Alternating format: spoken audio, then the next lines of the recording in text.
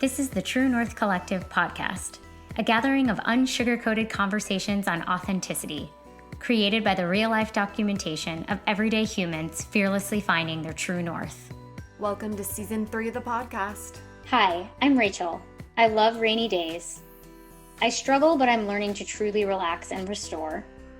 I'm currently watching all of the Marvel series movies in order. Hi, I'm Ronit, and I love Stevie Nicks, which is not so secret. English is my second language, and I am a recovering bossy boots. Hi, I'm Jenell. My dad used to bribe me to play Mario Kart with him. I dyed my dog's hair pink, and my right eye keeps twitchy. And we are your host of the True North Collective podcast. Jenell, have you heard of there's a documentary, I'll look it up while we're talking. It's about creative grooming. Ooh, no. You need to watch it. It's like the most wholesome, amazing, weird movie that you've ever seen in your entire life.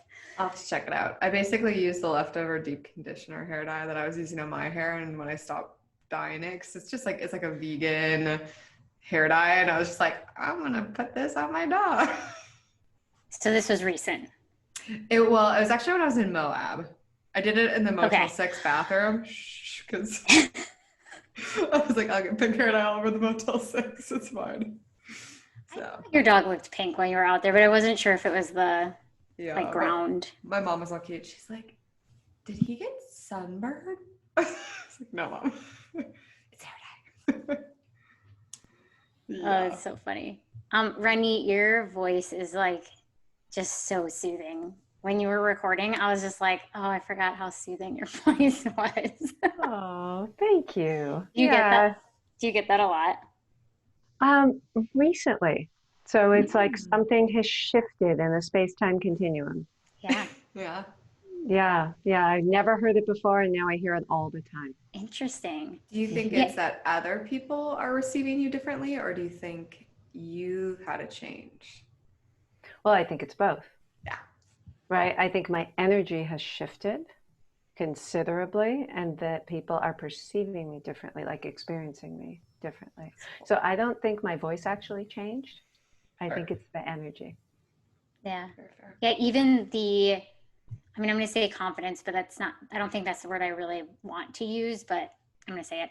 In your ability to just say your intro at a pace that worked for you was like, I love that reminder when I hear people taking their time and not having to rush through, because it's a good reminder for me, because I'm constantly moving very, very fast. It really is.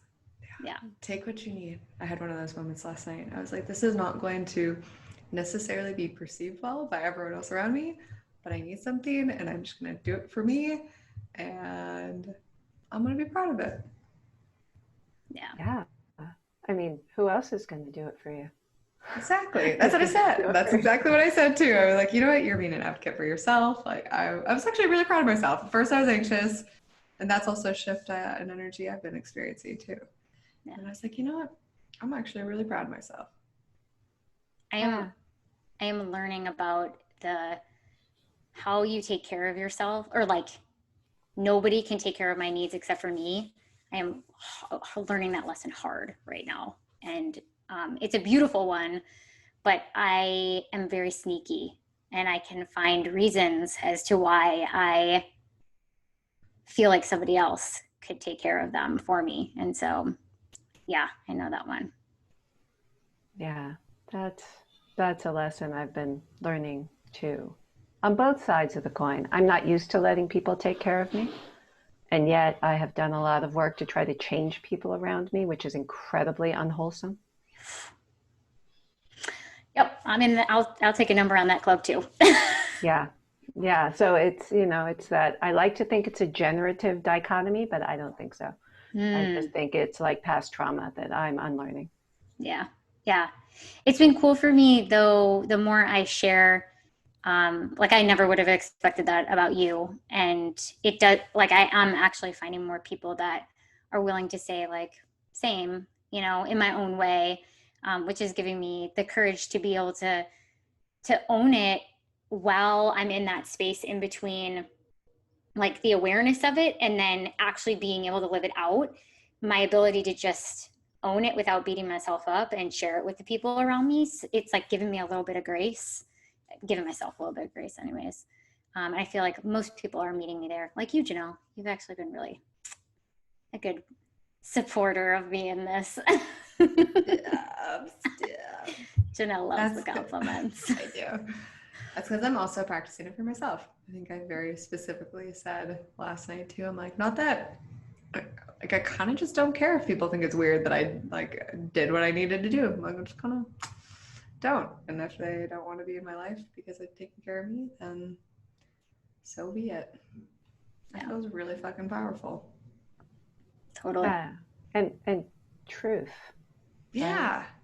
Right? There's such a calmness in like when you just know you're doing what's best for you. And I haven't experienced that a lot until recently. Like the more I'm growing, I'm just like, no, this is okay. Yeah. Yeah. I mean, for me, it's been about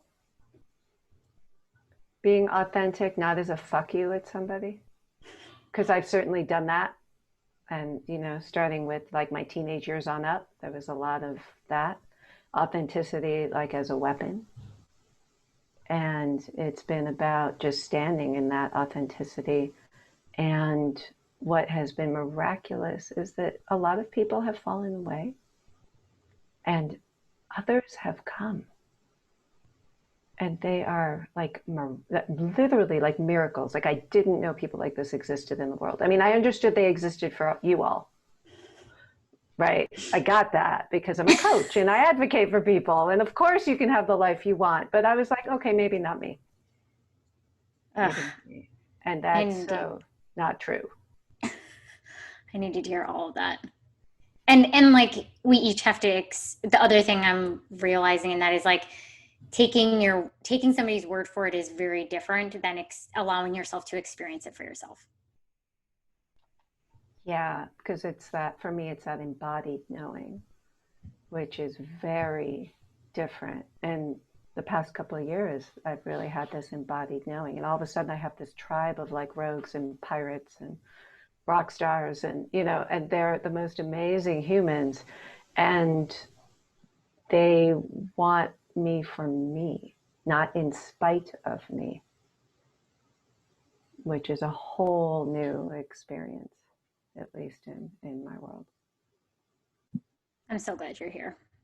This is for many reasons, and it's like further proving to myself that my inclination to reach out was spot on. Yay. Yeah. Where are you right now, Ronit? I am in San Francisco for the next week. Okay, yeah. So you move in a week. I move in a week. I'm moving to Connecticut. So crazy. Ooh, that's really cool. Yeah. Sorry, I'm like, I'm on a little road trip right now and I'm going to the East Coast and I've just never been like up to those. Anyway, like very fascinated. Yeah, well, me too, because I've never been there. Is San Francisco been home base for a long time or? For 20 years. Okay.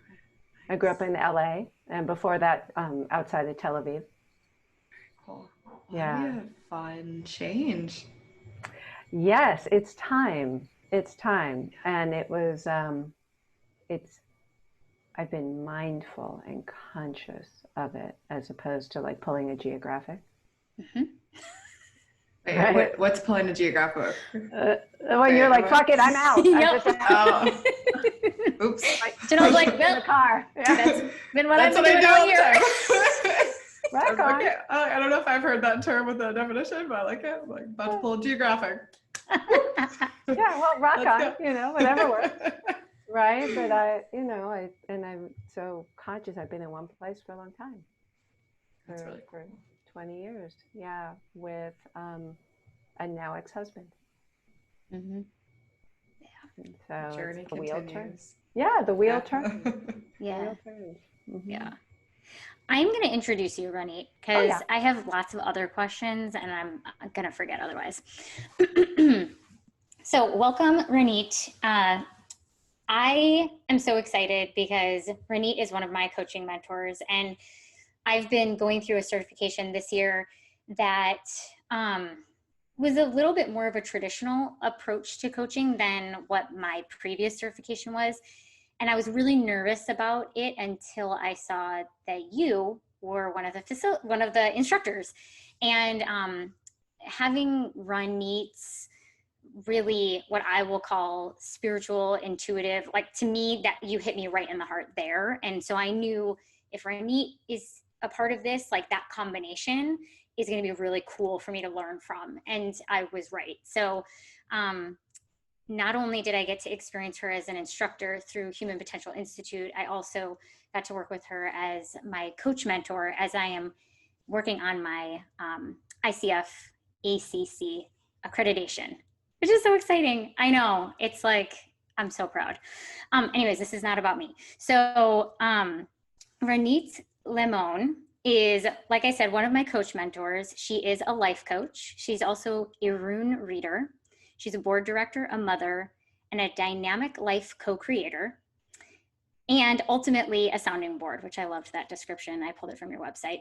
She's a former teacher, a cacao scholar, a breathwork practitioner, and a dreamwork alchemist through one of the brands that she has created called Sun and Moon, and so much more. I mean, truly, you showed up at a time in my life of transition that I didn't really see coming, and have been what do I want to say? It's like an anchor that I feel like I've known you or something. It was just this like really familiar anchor that I'd never really experienced with someone that I've never actually met before in person.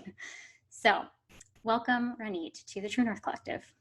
Welcome. Hey, thank you. I mean, it's such an honor to be here. You know, as a teacher, you're not supposed to have favorites, so shh.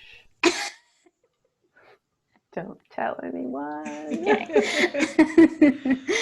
Right. And there's always, you know, people who stand out, and you definitely stood out, Rachel, for your heartfulness and just, you know, I mean, I have tears in my eyes, right? Because it's an honor to walk the path with somebody who is so heartful and so connected.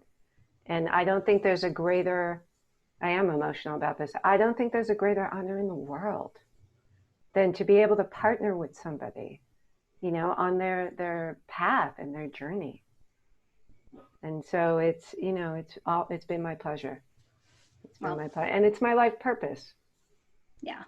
Well, you stand in it very, very well. And thank you. Like, thank you for allowing me to be that reflection, that mirror, that part of you. It's truly an honor. Love, love, love. Love, love, love. So tell us a little bit about how you got here to today in whatever capacity you want. I know it's probably a very big story. So go wherever you want, knowing that we're going to have a juicy conversation. I stole your word, juicy conversation about dreams and authenticity. But first, yeah. Who are you? Who am I? Isn't that a big question, a powerful question? Why, yes, it is. Yes, it is, right?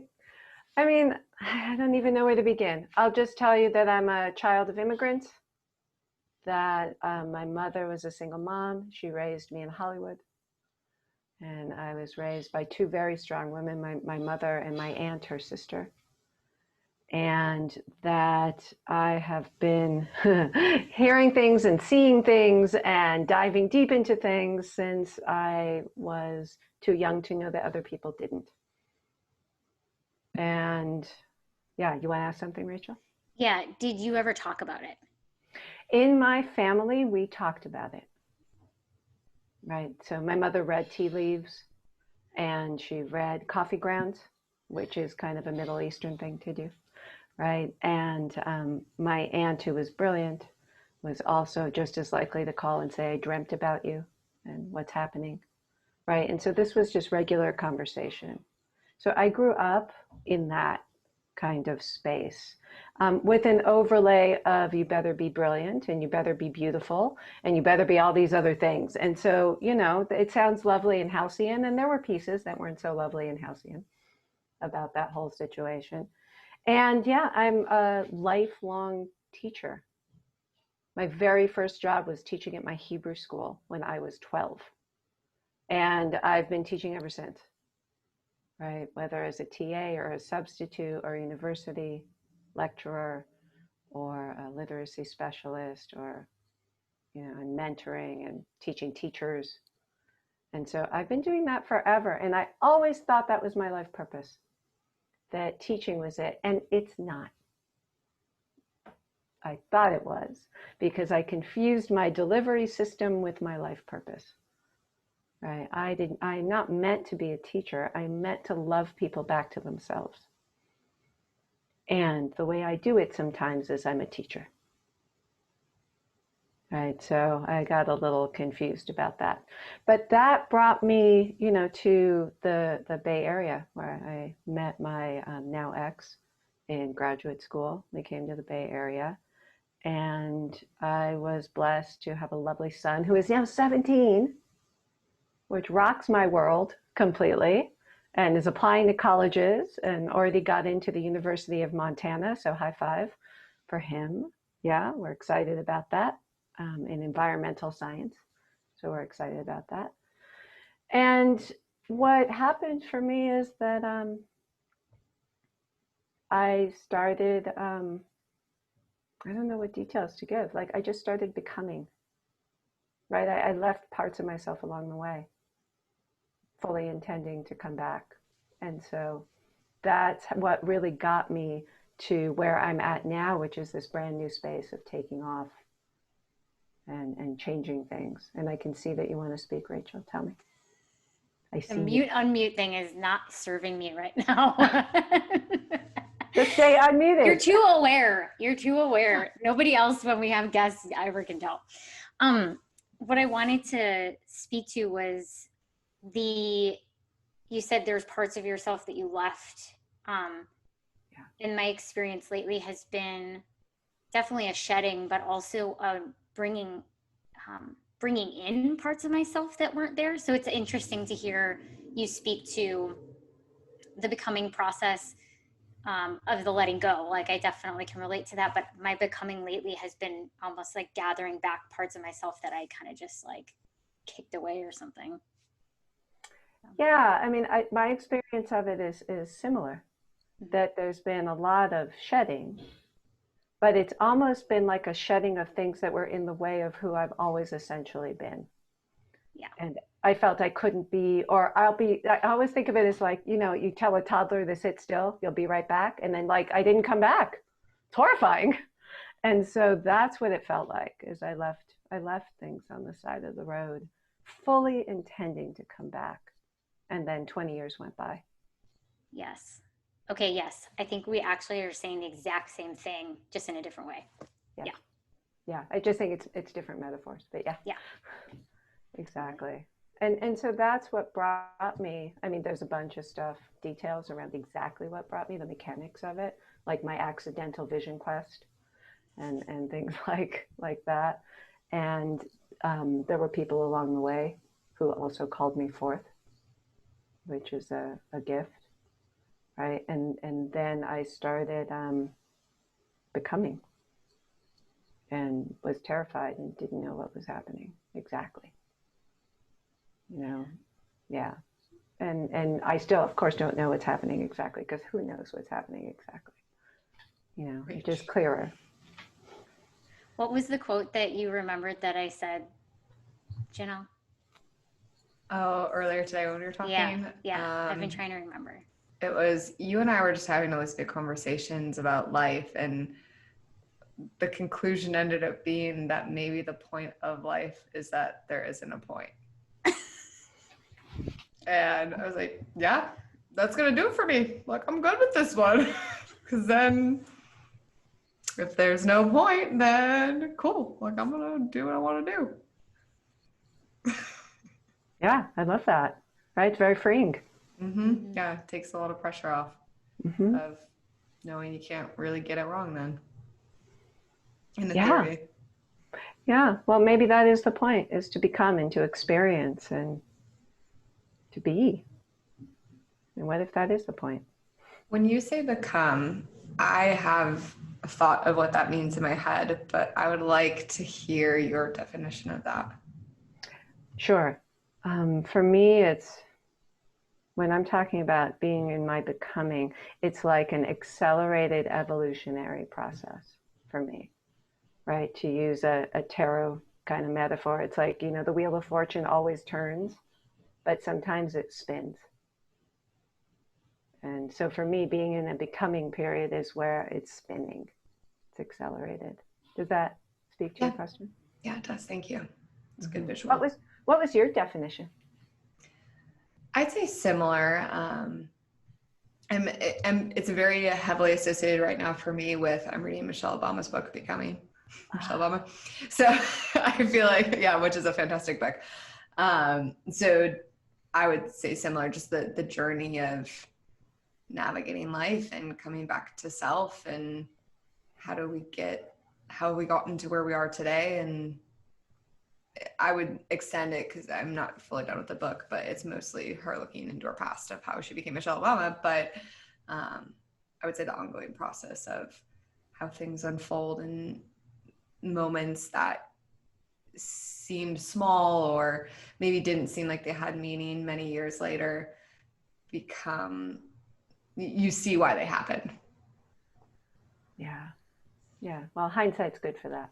Exactly, right? Always. Yeah, the looking at the pattern and all of that. Yeah, I'm fascinated by those moments.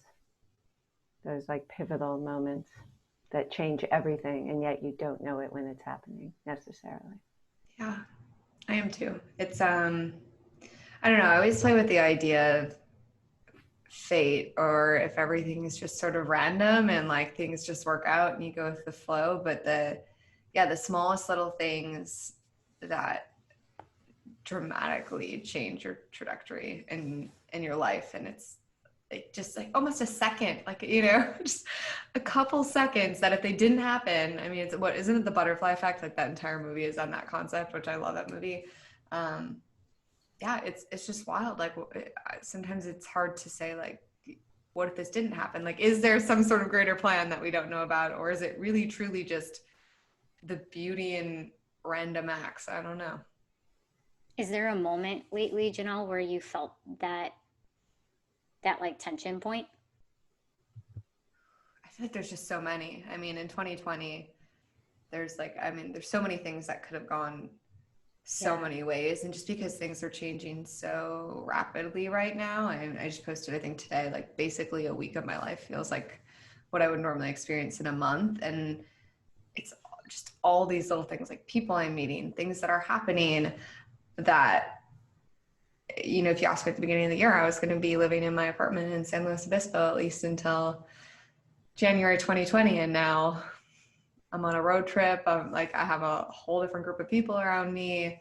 So it's just those little moments that seem to, like, I'm accepting them and stepping up to them and like letting them unfold while still remembering, what I want to get out of life. But I don't know. It's just kind of wild. Like there's so many ways that this year could have gone, and yet it just seems to be working out just how it needs to. Mm-hmm.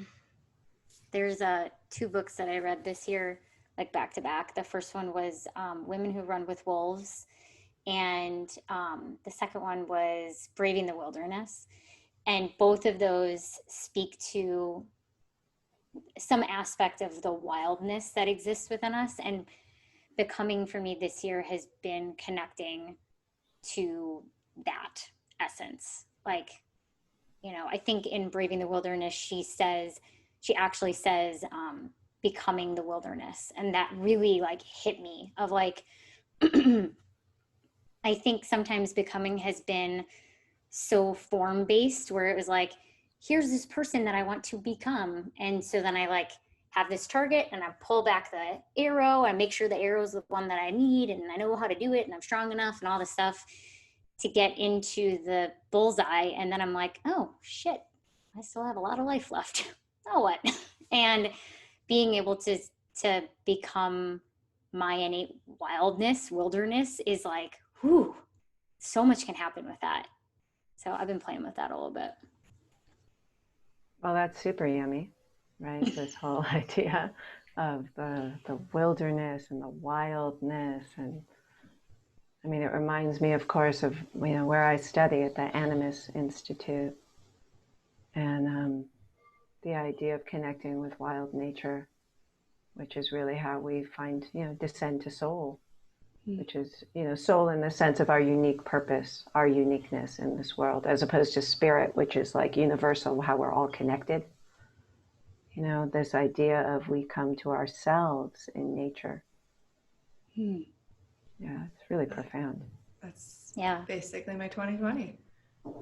Spending a lot of time in nature, and I've definitely learned a lot about myself, because there's I don't know, there's just some sort of beauty and grounding, and I don't consider myself, I'm not religious, I would say, but we talk a lot about the difference between, or have talked about the difference between religion and spirituality, and I think, those moments in nature by yourself are some of the few where I truly, truly feel like the most pure, I guess, the purest version of myself. I love the way you say that. It's such a beautiful phrase, right? The purest version. Yeah. Ronit, can you talk? Go ahead. No, I just wandered off. I started dreaming from what Jenell was saying. I was like, oh yeah. So 2 questions. One, I want to hear, you spoke about the spirit versus, I'm calling it animus. And so I'd love to hear you talk about that a little bit more. I have felt a difference between the two, but I didn't realize it until those words came out of your mouth. And then I was like, oh yeah. Because a lot of times when people go really to this spiritual place, there feels like a loss for me of like, so I'm like, no, I'm like, how some people will be like, I know that I'm in the spiritual communities, you can start to have conversations of like, I feel like, I am actually from this other realm, or I have connections to these other places. I'm not supposed to be here. Like, this feels weird to be here. And I don't ever feel that way. And so, I'd love to just hear you talk about those 2 things again. Yeah. I'm geeking out a little bit around this conversation because it's so fabulous. So excited now. For me, and I get this from Bill Plotkin, who's one of my teachers, right? And Mary Marsden. For me, spirit is where we're all connected. We're all the same. We're all one. Whether you believe in a higher power or not doesn't matter, but it's that realm of similarity, right? And then soul is my uniqueness in this world. It's my unique expression.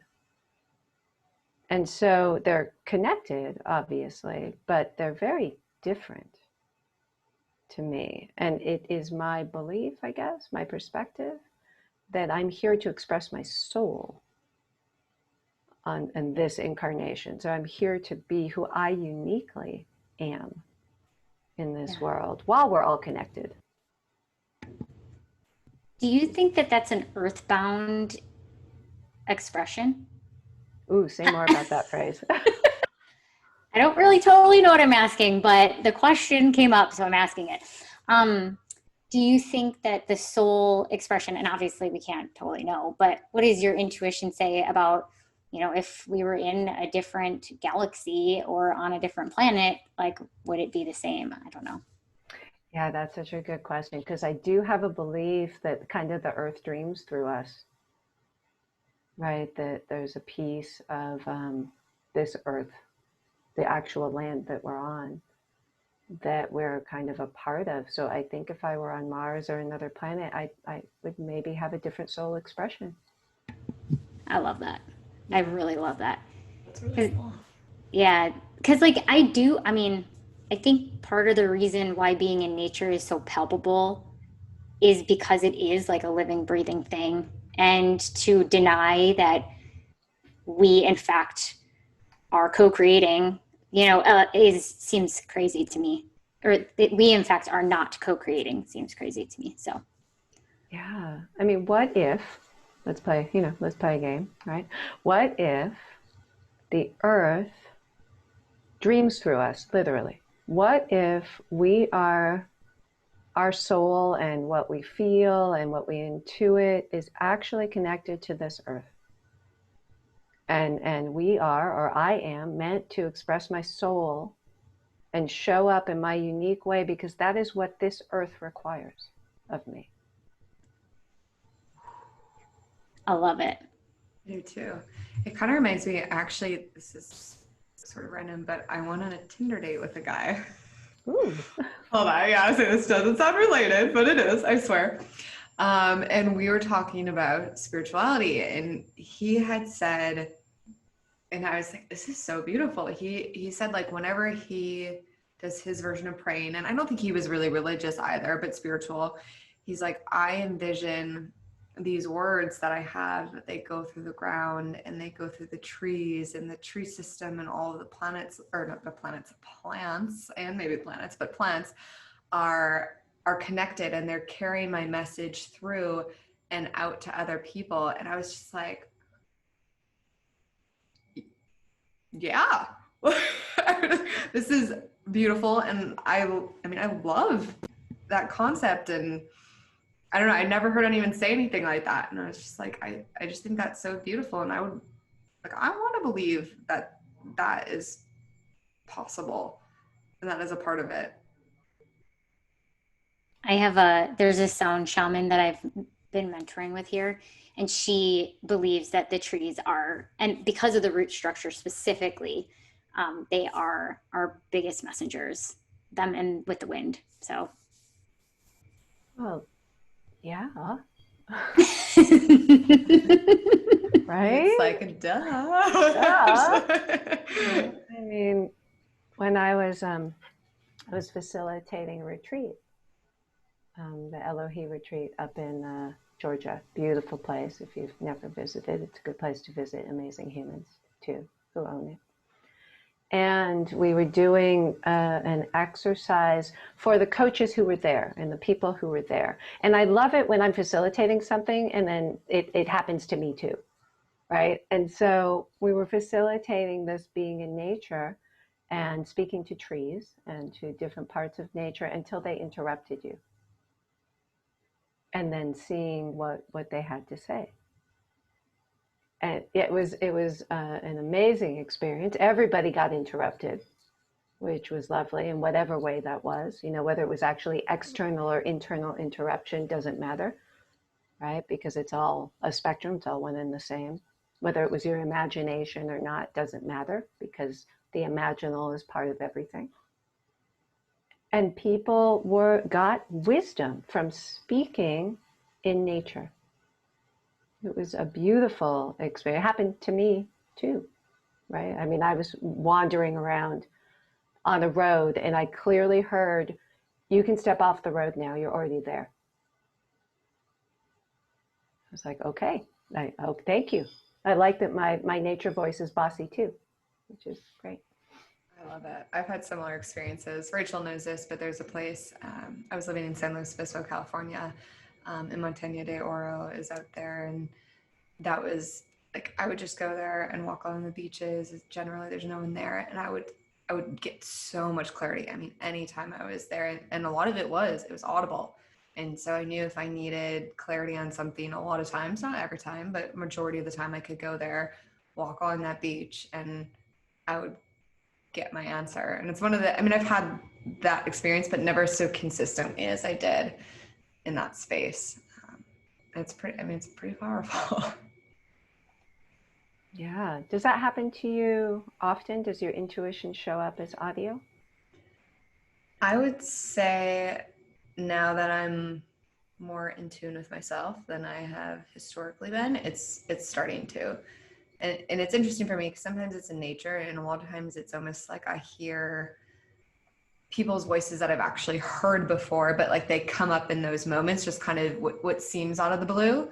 But all of a sudden it'll be, I don't know, someone in a video or someone I met in real life, and their voice will just pop up out of nowhere. And it's something that they said that connects to a question I'm asking.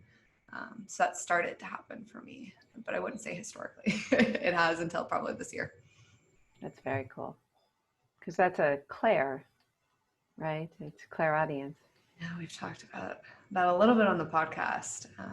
So it's something I would like to dabble in more, because I've definitely suppressed my own intuition and voice many, many times. But yet, if I look back, like I do think I am quite intuitive in many ways, but I have to tap into it, obviously. But it's easy not to. Jenell, I just want to acknowledge you because the last time we had the Claire conversation, you were totally not, you were just like, what? So, Well, okay, I was like, what are clairs? What? yeah. Someone had to explain it to me before I hadn't heard the words, but yeah, there's definitely, 2020 has been about, we're almost 9 months in. I feel like 5 years of growth in 9 months. Yeah.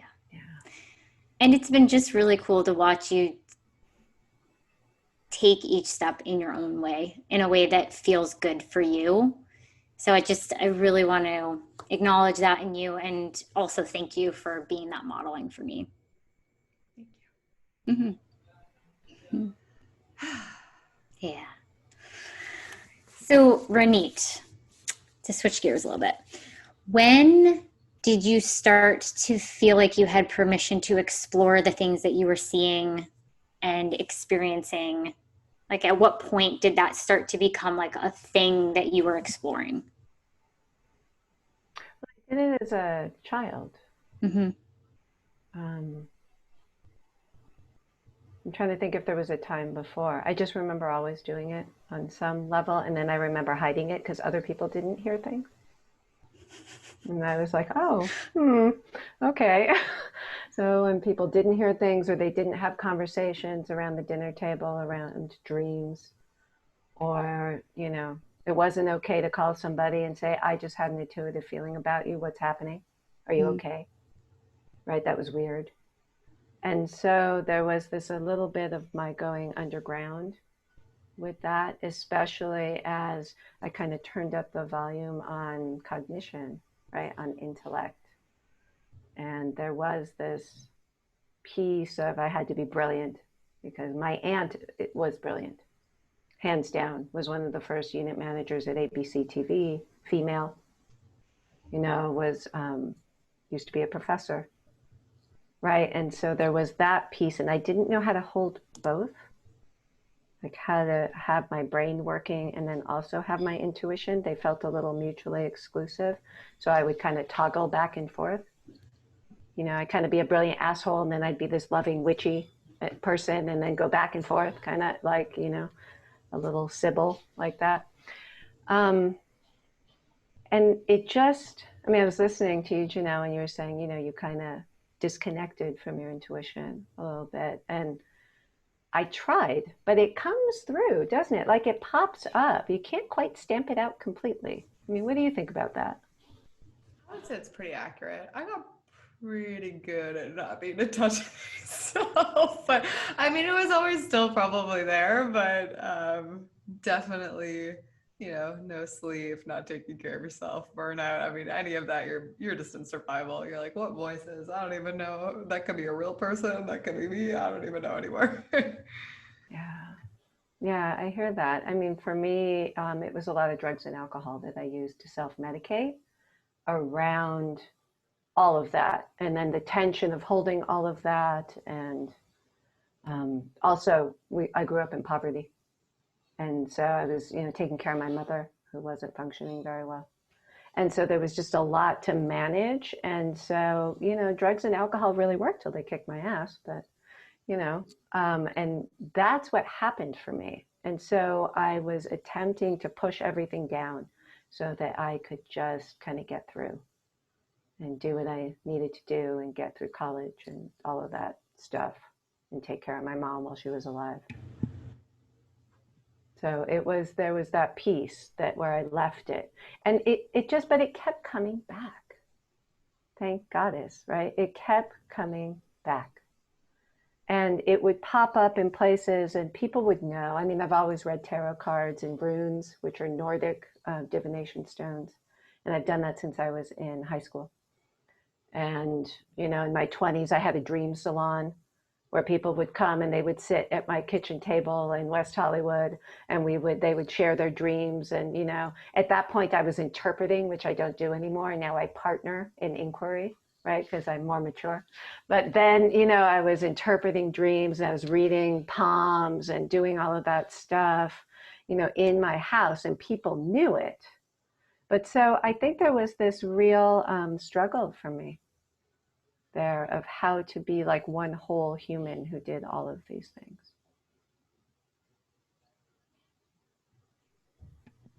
How did you start to be able to, like, as it was surfacing, how did you start to be able to integrate it? Yeah, that's such a good question, because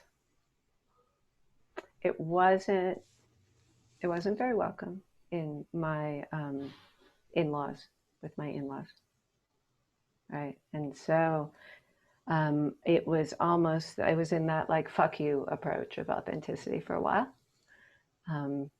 And then it's really very recent, Rachel.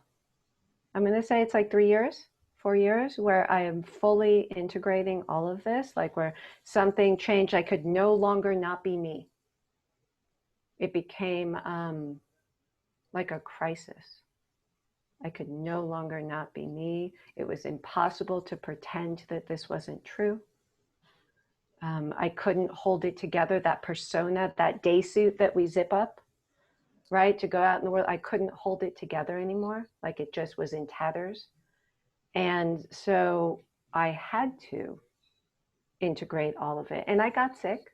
I got physically sick too, right? Which any biohackers listening will recognize as a marker for change, right? I got very sick. And I had to figure out, like, okay, what am I going to do here? And then I had that accidental vision quest. So on that same retreat where the trees spoke, I had food poisoning before I got to the retreat. So all of a sudden I'm leaving a retreat and I'm not eating, and I'm in nature, and I'm doing all this evocative work with other people. And the next thing you know, I'm seeing visions. And there were 2 people there from the Animus Institute, which is how I got hooked up with them, Julian and Laura. And they pulled me aside. These are the angels. They pulled me aside separately to say, you know what? You're an underworld guide. And I'm sorry, because that's not an easy path. And you need to come and study with us because we can see it. And that, I didn't know what they were talking about at the time, but that was one of those pivot points, to have people from outside of me seeing and recognizing and acknowledging what was happening for me, and that all this intuition and all this stuff was coming up and they could see it. That was huge. And so that was the pivot point for me, the kind of descent to soul. So not really accidental vision quest. I mean, accidental in that I didn't plan it, but clearly meant to be. Yeah. Can you elaborate on what an underworld guide is? I'm probably the novice in the group. Oh, I'm happy to. How can I put it simply?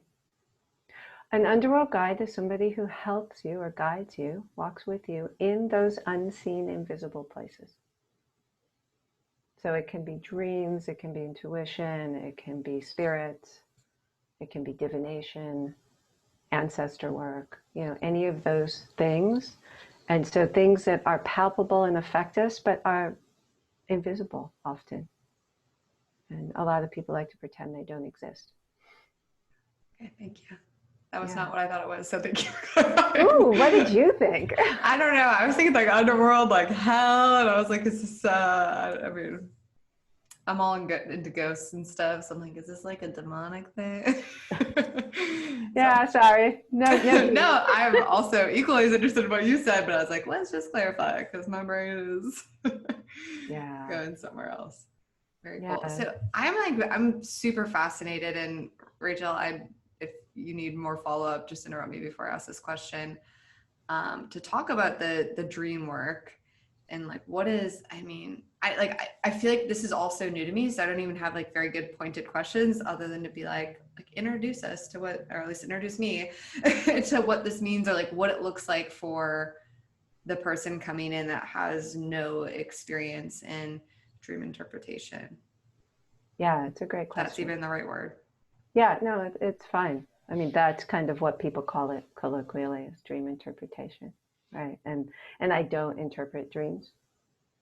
And what it looks like is, I mean, there's first of all a perspective that every dream we have is meaningful, right? Especially those ones that you want to go, that was just like a silly dream, or that was, I just watched a horror movie last night and then that happened in my dream and that means nothing. Like those are the ones that dream workers try not to like salivate over, because those really mean something, the one that you don't want to look at, right? And so dream work is based on the idea that we're always getting information, and we could all sit and dicker about where the information comes from, right? And it doesn't matter whether we believe it's our subconscious, or we believe it's from some divine source, or we believe, something else, right? It doesn't matter.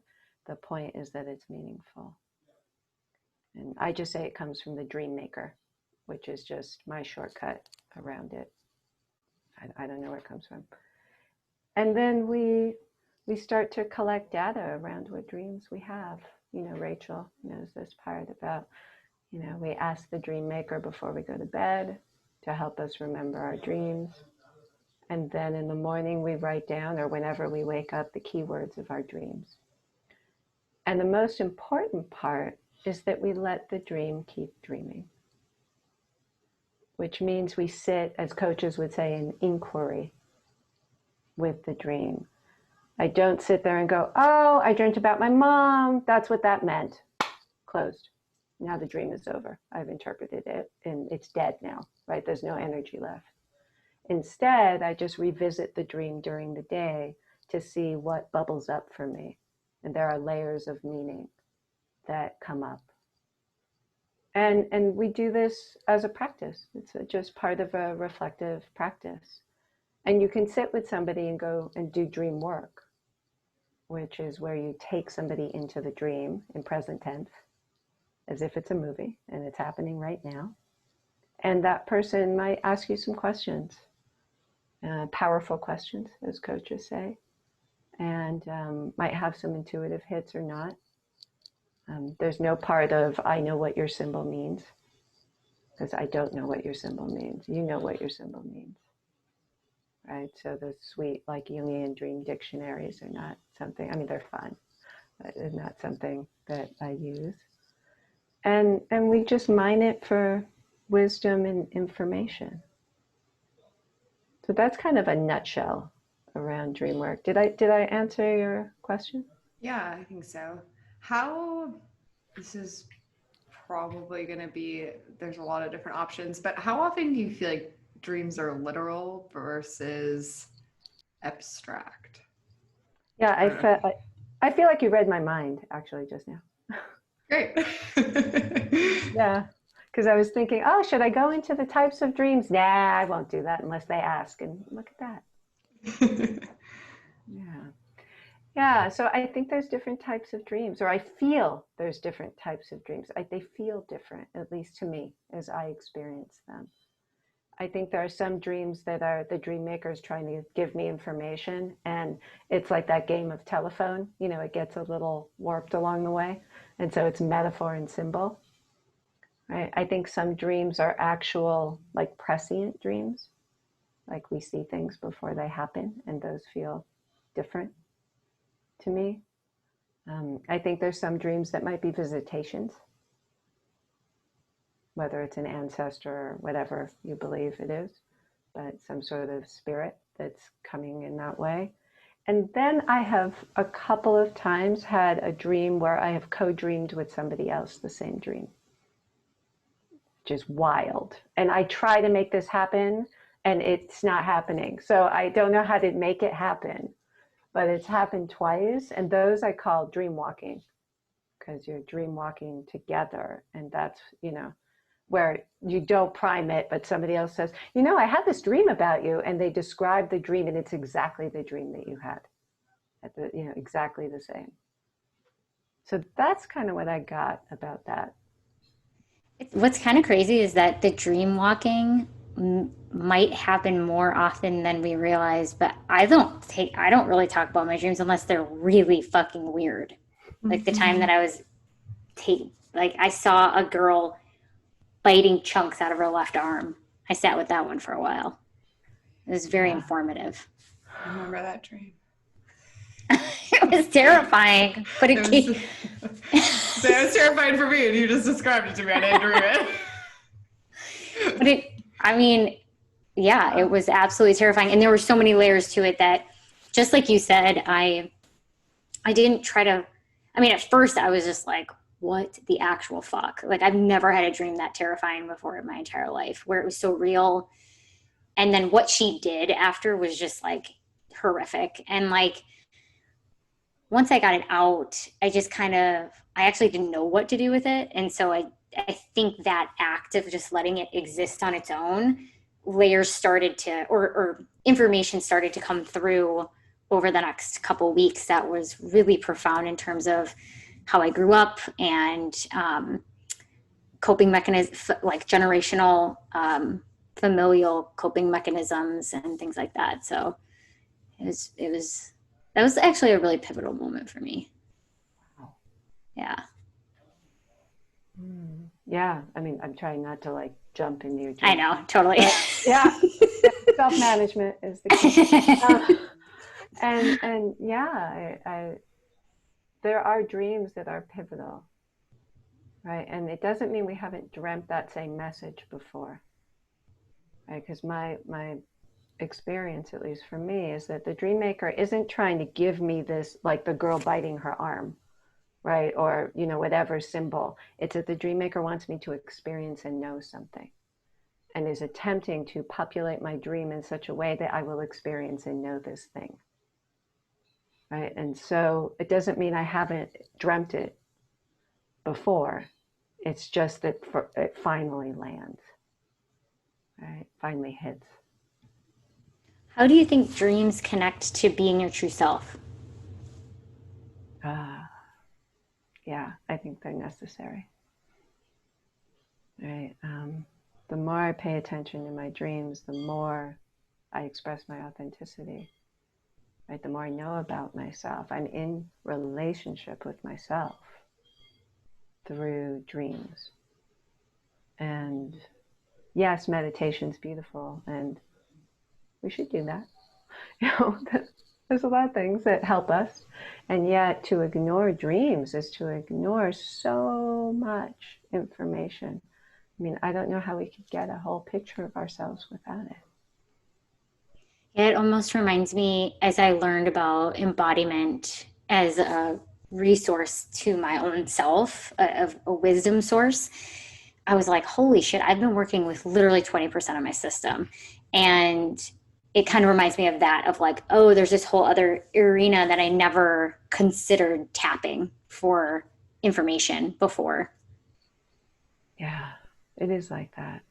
Well, as you say that too, this might be obvious, but I'm putting it together. Like, the stat where they say what you spend, isn't it almost like a third of your life asleep? Yes. And so you said that, and I was like, oh, yeah. Like, even if you just look at how much time in a day you spend sleeping, and it's not wasted time. Yeah. So I just read a New York Times article that somebody helpfully forwarded to me about how they've done a study on dreams, because, especially in COVID, people are having really colorful dreams, vivid dreams, and people are remembering dreams that don't usually remember them. And so this New York Times article came to the conclusion that dreams mean nothing. Yeah. And I was like, oh, that is so fascinating to me. That, there's a level of, I don't know if it's denial or arrogance or what it was, but just this whole thing, like there's this whole thing that's going on. It means nothing. It's random. I think denial. That's my vote, because I mean, even just looking at the amount of unexplainable things, there's a similar quote that I'm going to totally butcher, but it's like 95% of the stuff that's happening, we actually have no idea how it's happening or what's actually going on. And even the most woke, genius people that have ever existed don't, like, you're never going to get to that place where you have all the answers. And even if you have your answers, it's through your own lens. So it's like, I don't know, just the idea that well, maybe ego too. Because, yeah, the idea that we think we could know enough to not be curious anymore to consider, it's just like crazy to me. Like, what? I don't want to live in that world. Yeah. Yeah, well, it's that word ego that you just said, Rachel, right? Because in dreams we talk about the ego because the ego's job is to keep us the same, to keep us static. And so often, they'll wake up and there'll be a part of me that's like, okay, well, in the dream, I knew this was wrong. 100%, I knew it was wrong. And so that's a message. And it's like, well, is it? Because maybe it's the dream ego that's coming in there and trying to keep me from changing, which is its job. And so the very thing I know in the dream might actually be the opposite.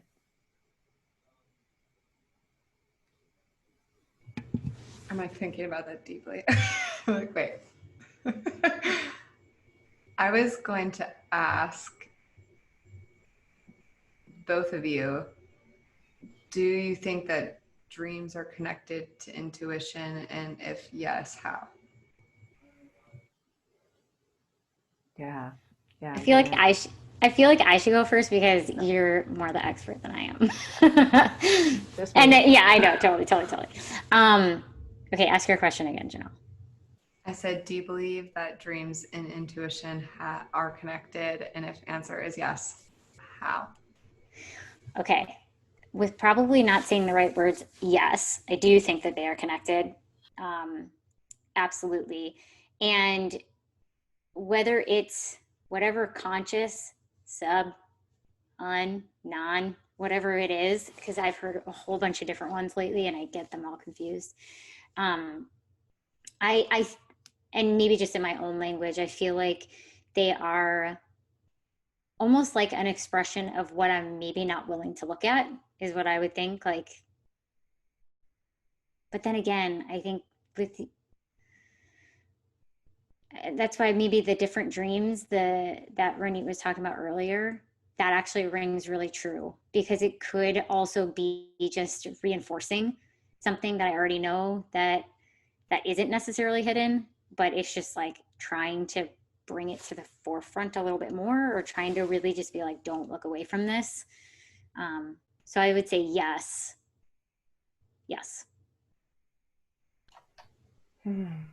Yeah, well, I agree with you. I think it's all on a spectrum.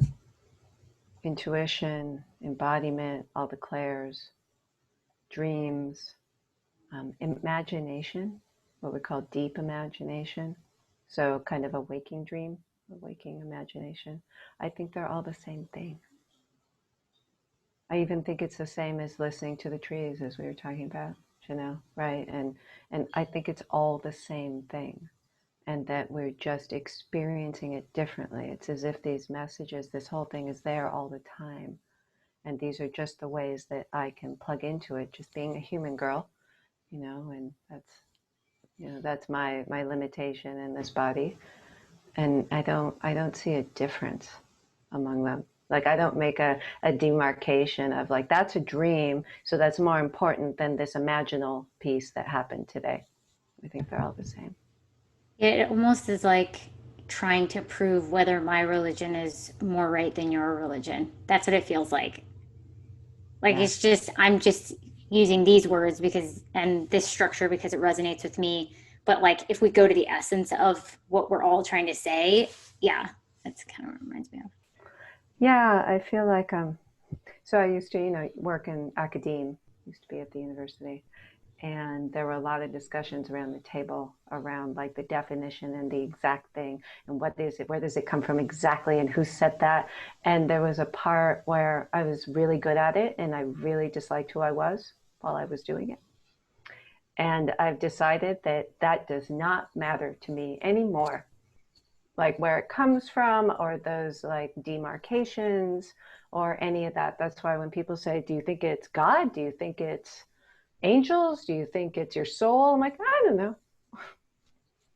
I don't know. Well, and I'll speak from when I go to that place of trying to sort through it or trying to explain the unexplainable, I am now so disconnected from the experience and my experience of it that it actually just shuts me down from being able to experience it. And so that's what I'm playing with, recognizing when my words to explain something are having a massive diminishing returns for me and the experience as a whole.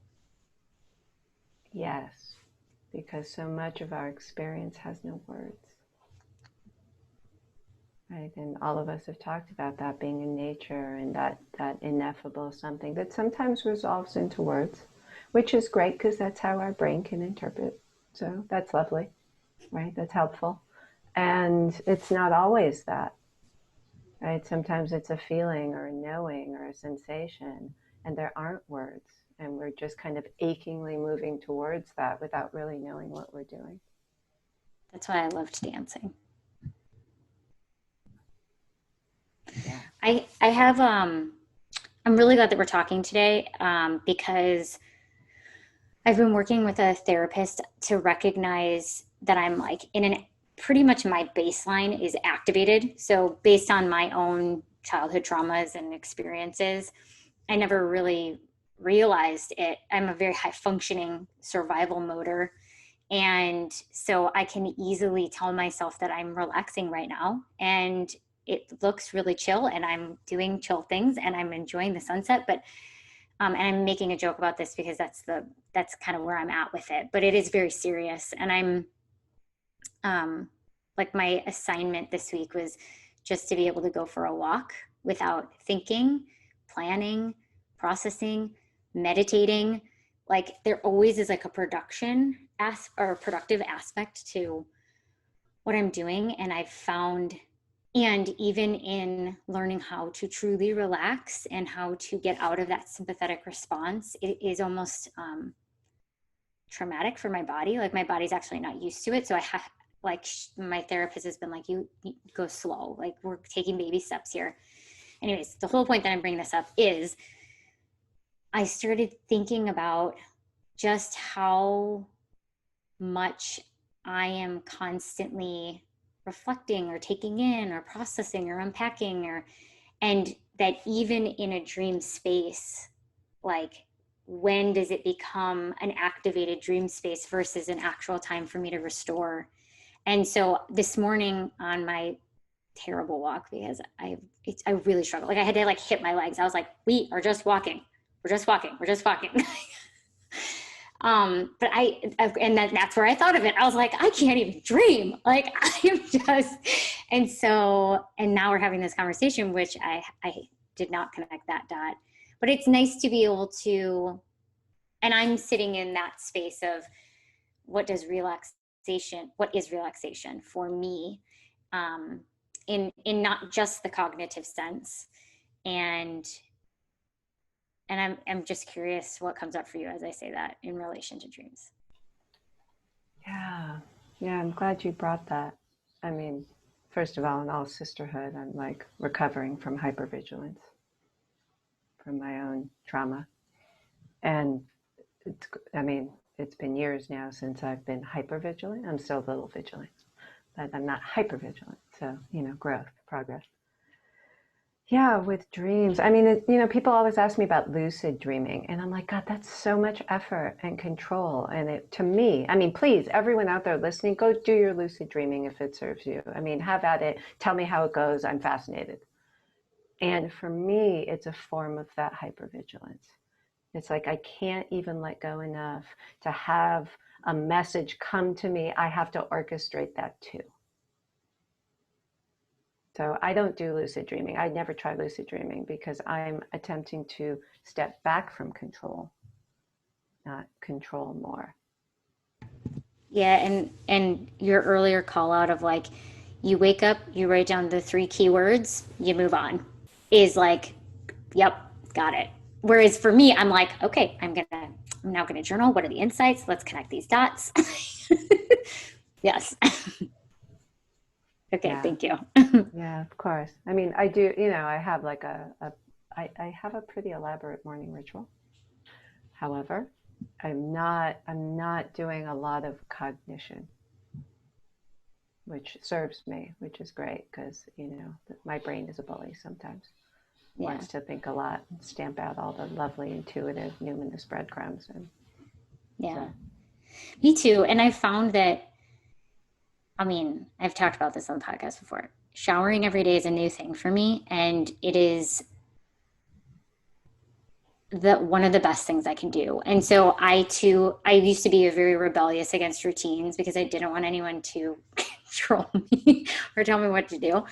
And it worked until it didn't work. And then my life was chaotic. Like the spontaneity was chaotic, and I couldn't find any sort of stableness in it. Well, I could, but it was very sporadic. And being able to put in place sometimes cognitive rituals felt better to me than routine rituals, is giving me just that consistency to and hearing you speak, I'm like, oh yeah, eventually I could wean off it needing to be cognitive rituals, and actually, which I think in some ways they already are kind of that way. My brain is highly activated. Like the poor thing is probably like 300 years old because I just have overused it so much. So. Yeah. Well, and there are seasons for me. My practices change. Over time, I hold everything really lightly. So they change and they grow. And, people say, you got to do this every day. I'm like, maybe. As long as I'm breathing, that's kind of what I want to do every day. And besides that, I've been doing some sort of form of prayer and meditation for over 3 years, every day. It just does not look at all like it did 3 years ago. Right? It's very different now. Now it involves moons and, candles and walking and chanting and all kinds of stuff like that. And who knows whether it'll be tomorrow or next year or, it's always changing. Where do you get your inspiration for that then? Is that a part of your intuition? It's just like you're like, this is it today, or do you get it from outside yourself? It's a great question. I think it's both, right? I really trust that the information I need is being brought to me, and it often shows up like from you, Jenell, or you, Rachel, right? You'll say something and I'll go, oh, right? And it'll just land. And that will be information for me. So it doesn't have to come, from a tree. It can come from a human. So it's like that. And sometimes things just fall away. They don't feel right anymore. And so I'm not somebody, I have a pirate heart like Rachel. I'm not somebody who persists in doing something because that's what you should do. I just let it fall away. And something else will come. And it always has. There's always something else, right? And I read a lot and facilitate a lot and hang out with beautiful people like you. And so I learn a lot. Yeah, I do play with that. There's just so much information out there. And so talking about cognitive overload, it's just like trusting. Trust has been a huge word for me this year. But it's like you can always reach for more. But when is what you have right now enough to act? And I feel like the answer is always, but you always have enough to act because that's just the step you're on. But it's hard to tell your brain that. Yeah, I just keep thinking, for me at least, it's things that are aligned with my own cycle as a woman, so my moon cycles, and also nature cycles. And, anything that increases love and compassion in this world. And so if there's any practice that doesn't do some of that, then it's out. connecting back to values too, who you want to be, what you care Yeah. about. Yeah, and who you are. True. Yeah, who you are. Mm-hmm. Yeah, for sure. Jenell, I want to hear your dream. I know we're not going to have time to do much with it, but you were like, I got a doozy. And so I just want to No, hear it has it. like I've been debating and I'm like, I don't even know if I want to say it because I mean I will say it, but it's just so messed up. The past 2 nights in a row, I've been dreaming that my parents have died. Mm. So like I'm sure there's a ton to unpack there, but it happened the first night, like 2 nights ago, and then it was like both my parents, and the last night I had a dream that my dad died. So then you said like the different types of dreams, and I'm like, Well, what does it feel like now when you just utter it? it feels terrible. It feels terrible to utter. I'm like, I don't want to put that into existence. Yeah. Yeah. Well, is that your belief that if you say it, it will happen? No, but I also feel like I'm semi like, don't even want to risk it. Let's not jinx it. Like, yeah, exactly. yeah, if my grandmother were here, she'd spit twice over her shoulder. Exactly. Maybe I Right? should do that. Yeah, Right. exactly. Yeah, that's what she'd do. Yeah, I mean, I don't know what that dream means for you. Mm-hmm. I do know that I have had dreams that are prescient. And so my first call on something like that is always like calling the person. I know. I've been How thinking are about this you? entire time. I like texted my dad earlier and I was like, I really need to call them after this podcast. Yeah, yeah. I mean, because like I just had a dream about somebody where the symbol was she was cutting a measuring tape, but like on a spool, like a ribbon, Mm-hmm. but she was cutting a measuring tape. And I was like, okay, what the fuck, right? What is this thing? And I thought, okay. And I sat with it and I sat with it. And I was eating my lunch. And then all of a sudden, it was like the bottom dropped out of me. Because all of a sudden I went, oh, it's like the fates. Like when the fates cut the thread of somebody's life. And then I was like, okay, I got to call this person. I got to figure this out. Something's not right. And I just knew it at that moment. It doesn't mean she's going to die, or maybe it does, but it meant something. Something is awry, for sure. And so that's what I got. I'm like, I had these 2 dreams, talking to someone who supports people with dreams. Like, yeah. Keep it all posted. Yeah, and may it not be that, may it just be, a tragic symbol of something very different. Mm-hmm. That's what we hope. Yeah, and even though we're not dream interpreters, I'm just going to offer up that our relationship to death in the Western world is very literal. And there can be many, many forms of death that exist beyond just the life stops, life ceases. So that's what came up for me. Well, true. Like the death card in tarot does not mean dying. Yeah. What does it mean? It means the death of something, like a termination. It can mean, like when you get the Tower card in tarot too, which is a tower on fire with people screaming and falling from the tower. And people are like, oh my God, what is that? It's like a total revolution, whether you want it or not, babe. Yeah. Right? So it's a symbol too. That actually is really interesting just in general. And it's a good point, Rachel. So one, thank you, because you're making me feel a little bit better. And two, we talked about this, but 2020, I don't know if it's just like everything that's happening or what, but I see dead birds everywhere. And I like looked up the symbolism of that, and it is like, it could be a death in the family, or I think it like said, it's the end of pain and suffering. And it is interesting because I feel like that has definitely been a theme in 2020 of just, I've basically let go of everything. Like there has been a lot of death, I'm quoting for people I can't see, death and grieving and letting go of, even self, like who I was, the things that I thought 2020 were in a hole. And I'm sure a lot of people feel that way. So it could just be, talk through it. It could be associated with that. Because even my relationship with my parents has changed a lot this year. And just, it could be the evolution of how our relationship was to this new relationship that I have with him. Yeah, very much so. Right, the death of an old way of being. Exactly. Mm-hmm. Which is true. Because actually, we don't really we don't need to get too deep into it, but I also hadn't seen my parents for, gosh, like 8 months, specifically with COVID, because I was in California and they were in Wisconsin, and I finally just got to see him again. And it is like, I've changed so much. So like that changes our dynamic and, you know, the boundaries we have in our life and how we communicate and all these different things. So that is probably, I'll just interpret it for myself. There we go. Yeah. Could be associated with that. It could be. I mean, and more to come, right? Because every dream has layers. True. I really hope I don't have that dream again tonight. Yeah. Yeah. Well, you know, I have had words with my dream maker before of like, don't do it to me again.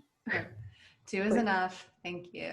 Yeah. Heard you loud and clear. Exactly. Exactly. Yeah. Yeah. Ronit, before we ask our final 2 questions, how could people do tarot or rune readings with you?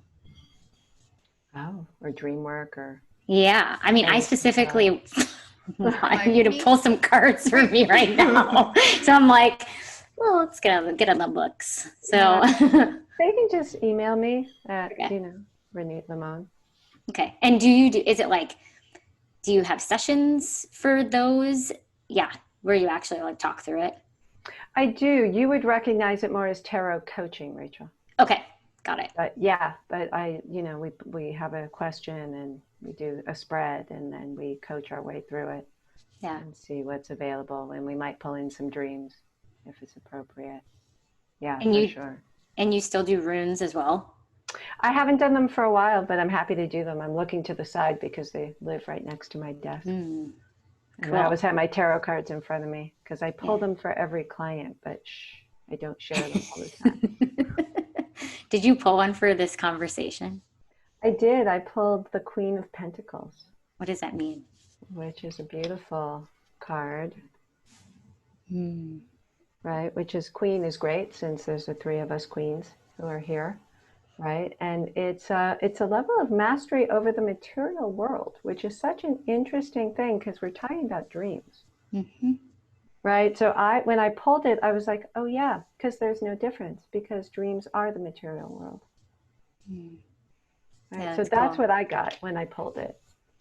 Yeah. Mm-hmm. I love that you do that. I feel like my mind is like, hold on, wait, what? Basically, the shit's real. Right? I know.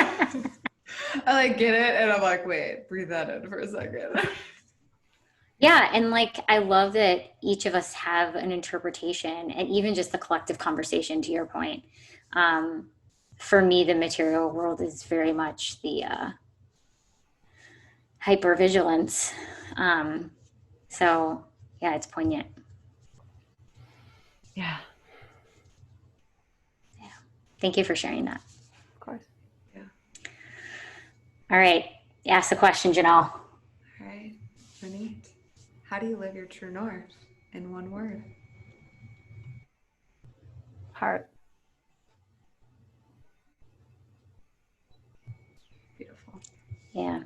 I'm always blown away that, how many episodes have we done, Jenell? I think we're almost like at 60 now. Yeah. We're cooking. Wow. And I don't think we've had a duplicate once for that question. I Wow. don't think so. I don't think we have. If we have, it's been so rare. Yeah. We should actually, I would love to go back and make like a word chart. Yeah, we should. All of the answers to that question. Yeah, we should. Okay, so Ronit, if people want to work with you in your varying modalities and brilliance, how can they do that? What's the best way to reach you? Yeah, well, they can email me at ronitlemon@gmail.com. They can follow me, Ronit LeMon, on Instagram. My website has my married name still because I haven't transferred it over. So ronitlemondrobe.com. Cool. And they could just, any of the above, they can find me. Aren't that many Ronits. and certainly not a lot of Ronit LeMon, so Yeah. pretty easy to find. Yeah. Just Yeah, found you on the socials. Yeah, you're a fun person to follow on the socials because she shares what her dream maker blurbs are. That's what I call them. And so it's just like fun to just through you hear an abstraction and just kind of let that abstraction sit with you. So, or with me. And then we'll put all of the links in the show notes. So everyone will be able to find you. And my suggestion when you visit her website is to explore because there's layers to it. And as you explore, find the stuff that's calling to you and then reach out and tell her that that's what you want. And I'm sure she'll work with you.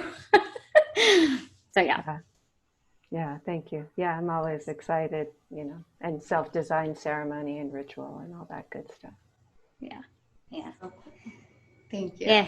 Thank you so much. This has been so like soul giving for me. So thank you so much for taking the time to be with us. Yes, very much appreciate it. Yeah, thank you. What a delicious conversation. You two are super yum. Thank you. I love your words. I know, right? This has been another episode of the True North Collective podcast. For more from Rachel and I, check us out on the gram at the True North Collective _. And if you liked what you heard, please consider leaving us a review wherever you are listening to this podcast. Until next time.